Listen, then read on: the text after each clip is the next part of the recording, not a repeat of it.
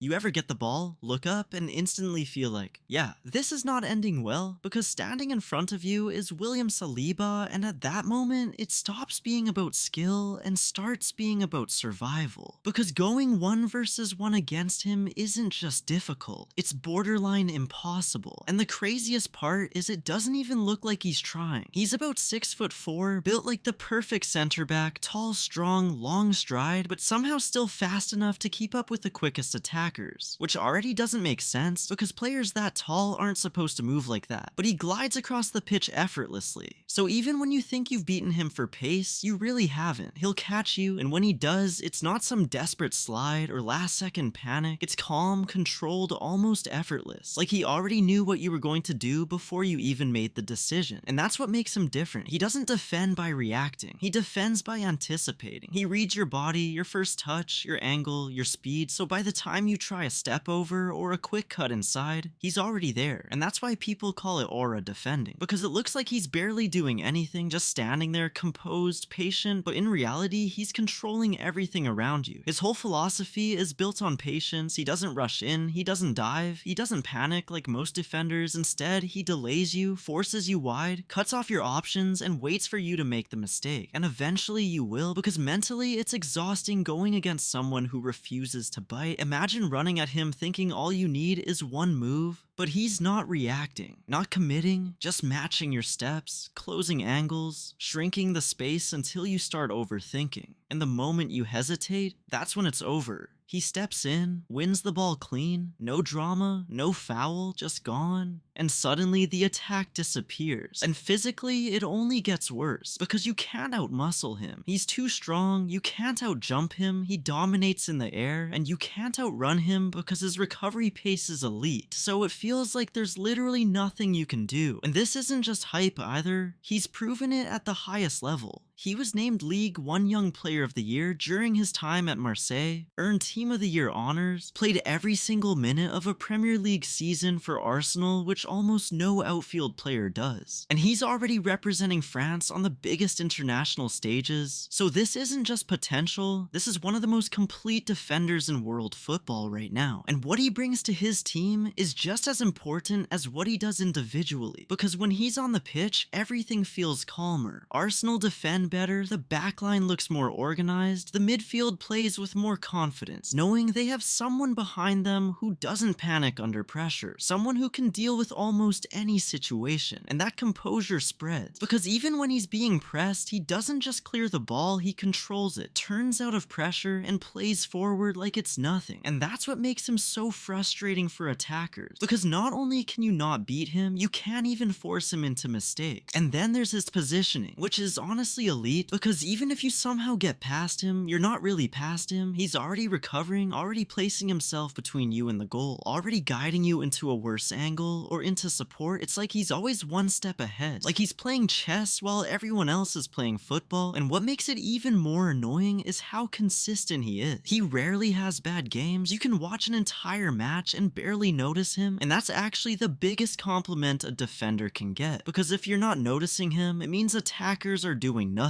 It means he's shutting everything down quietly, efficiently, without needing flashy tackles or big moments. Just complete control. And his patience plays a huge role in that, because most defenders rush in. They want to win the ball immediately, but he's willing to wait to delay, to control the situation instead of forcing it. And that patience kills attackers, because attackers rely on quick, explosive moments. And when someone doesn't react, when someone doesn't give you that opening, it throws everything off, and now you're stuck trying to force something that isn't there. And that's exactly when he takes the ball, and look, is he unbeatable? Technically no. Every defender can be beaten, but against him you need perfection. Your touch has to be flawless, your timing has to be exact, your decision making has to be instant, and even then there's still a chance he stops you, because he doesn't rely on just one thing. He has everything: physical dominance, elite positioning, high football IQ, patience, composure, consistency, and that's why attackers hate going against him. Not because he's flashy or aggressive, but because he gives you absolutely nothing, no space, no mistakes, no opportunities. It's like going against a wall, but not just any wall. A wall that moves, a wall that thinks, a wall that adapts. So if you ever find yourself 1v1 with William Saliba, just know you're not trying to beat him, you're trying to survive him, and by the time you realize how hard it really is, the ball is already gone, and he's already jogging away like it was nothing. Like you were never even a threat in the first place. So if you enjoyed this and want more content like this, make sure you like and subscribe for more.